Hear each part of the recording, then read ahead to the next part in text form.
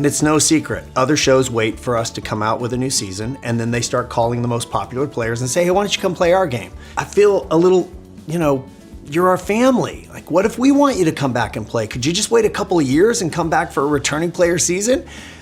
And now, I'm happy to say, I'm excited for former players who get offers to do other shows, but it'll never be Survivor. Just remember that, never. And also, I feel like you would never, going on like The Traitors or something, like would never stop someone, a Survivor alum, from being able to come back to Survivor, right? Probably. Probably it would? No, or probably not. Probably not. Yeah. But it depends. Like all of us watching this video, Jeff has his biases. Certain players are favored over others. I mean, I also have biases, and I cannot sit here and pretend I would make a perfect casting director for the show by any means. But people change. Jeff changes. I change, and I'm sure a lot of you change. But the big question of this video is, why do some Survivor players get asked back to play while others get cut? Well, when the patrons picked this topic to be covered, I asked myself, how on earth am I going to show whether a player being on another show affects their chances of being on Survivor or not? So today, I'm going to look at that question presented to me by the patrons and try to figure out why being on other shows seems to matter for some players, but not for others, and if it's changed. Now, going back to the clip I opened the video on, you can hear Jeff not appreciate other shows, basically sniping his players that they put so much work into finding themselves. It's like Survivor did all the legwork, they did all this legwork, and then the next day, someone else like cheating off their homework right before class begins. It's like, dude, I did all the work. What the heck? The line Jeff says of, but it will never be like Survivor, almost sounds threatening. I mean, Jeff is serious about this. This strikes a nerve for him. He takes this personally. Survivor won't ever be like those other shows, but why does it have to be? Why can't every show be its own thing with its own pros and cons? Why should players sit around for years turning down opportunity after opportunity in hopes of potentially maybe being asked back? Do you want to tell me what videos I should make? Well, the patrons on Patreon pick multiple videos for me to make every month, and you can too. You also get to watch everything I make up to 7 months early and join our Survivor Fantasy League. If you're interested, then there's a link in the description. Thank you for your support. Now at that, so right off the bat, all evidence shows that if a Survivor player plays on another show owned by Paramount, such as The Amazing Race, Big Brother, and The Challenge, that is totally cool. No questions asked, and the why is simple. A Survivor player being on one of those shows is cross promotion. Survivor and those shows are all owned by the same company, Paramount, and therefore it seems to be completely fine. Heck, the 38th season of The Amazing Race is literally Oops All Big Brother. Now I hope they do an Oops All Survivor. That would be awesome. But in my research, those shows seem to have almost no effect on whether Survivor wants a player back or not. In the entire history of the show, there have only been 4 players from other reality shows to play the game. Those being Hayden and Caleb from Big Brother and Natalie and Nadia from The Amazing Race. So at least the show is fairly consistent in their values when it comes to casting. They don't quote unquote steal from other shows, and they don't like when other shows quote unquote steal from them. However, the real reason this question was asked is obvious. It's due to Carolyn from Survivor 44 being cut for Survivor 50. Out of every new era player, she was the biggest name to be brought back. Like, it seemed like she was a lock, right? And yet she was cut. And the reason seems to be extremely clear based on the evidence we have available to us. We find an incredible human, and then they're on an incredible season of Survivor, and the next thing you know, these other shows are going, hey, why don't you come do our show? And I'm like, yeah, of course you would. That's a great casting philosophy. Just wait for us. So I do get a little territorial, I'm not gonna lie. I really am working on it, that we're not in charge of anybody's destiny, and just because somebody goes and plays Traitors doesn't mean they can't come back and play Survivor. And I'm being completely honest that it has bothered me. It doesn't bother me with Cerise. Cerise, Hall of Fame. Cerise can do whatever she wants. But if you looked at it from our point of view, we might have a returning player in store, season in store, and we're like, well, now you're going to go do this show and that show, and it's not quite as special now to see you. Jeff's bias is so real, as he was clearly referring to Carolyn, but seems to have no issues with players like Suri, Stephanie, and Boston Rob being asked back, despite having all been on The Traitors as well. Survivor takes its casting very seriously. It seems to me that if you're already a well-established Survivor star, then it can be okay to do other shows.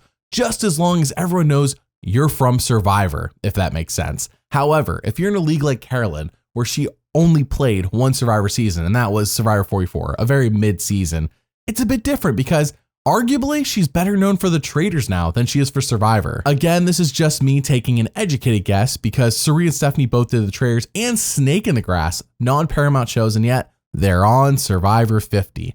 But I think it's because they're known as Survivor players. So how seriously does Survivor take its casting, and how much pride do they have in finding their players that they put, again, all the legwork into finding?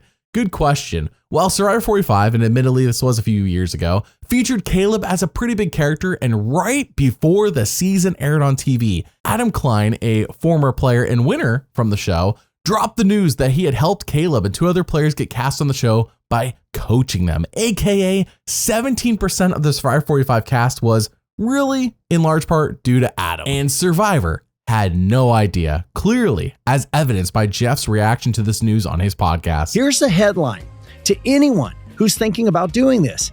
If you need the coaching of a former player to help you get on the show, you're not going to get on the show. But it's not true. In fact, it's more likely that it's the opposite, that despite getting coaching on how to be their most authentic self, they still got on the show.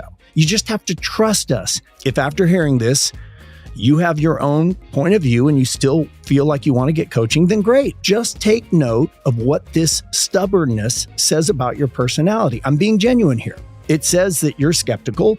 You don't listen to experts. In this case, I'd be the expert. And I just need to say again, another shout out to those great casting coaches for getting Caleb ready for us. I really feel like we need to send them a case of champagne just to say thank you. And if you are listening to this and you think I'm being genuine, I'm not. Guess who is likely to not be asked back to play again as long as Jeff is in charge? Yeah, again, unless Jeff changes. So the flip side of the coin has to be about all those players who only did Survivor, or are basically only known for Survivor, if that makes sense, and yet they got cut from Survivor 50 anyways, like Abby Maria, Jesse from Survivor 43, Penner, Malcolm, and of course, Jerry Manthe.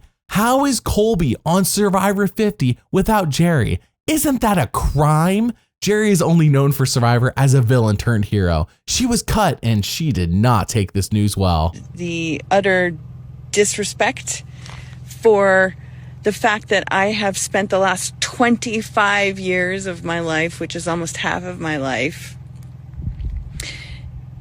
involved in supporting, being a part of, making an effort to be a part of the Survivor community. 25 years, and you would think that a celebration, season 50, that it would be a no-brainer, right? I mean, I know what I've been through, and people who were old enough to watch season 2 when it was happening live, real time,